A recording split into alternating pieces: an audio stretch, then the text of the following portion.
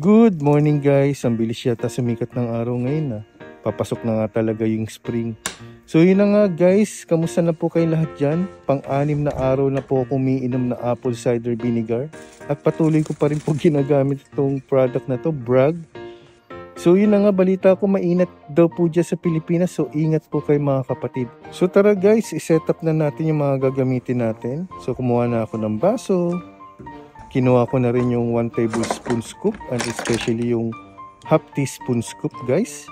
At kukunin natin yung honey na organic guys. Para medyo masarap yung ating iinumin every morning. So yan, nakaset up na siya guys. And lagyan na po natin na mainit na tubig itong baso ko. 200 ml guys. Yan, kapag ka okay na, i-mix na po natin ito. So, lagyan na po natin ng 1 tablespoon scoop itong ating warm water ng apple cider vinegar guys. So, make sure guys na haluin nyo pong mabuti. Ha? Huwag nyo pong iinumin ito ng direct dahil sasakitan yung lalamunat at sasakitan yung tiyan guys.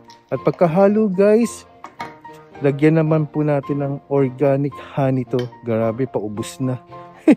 Bibili na naman ako. Yun na, parami yata yung lagay ko guys. Okay lang yan guys. Malaki naman ng benefits ito sa ating katawan. So yun guys, ready na po ang aking apple cider vinegar na may halong honey. Yan, iniinom ko na po guys every morning nang walang laman ng aking tiyan. 6 days guys! Thank you for watching!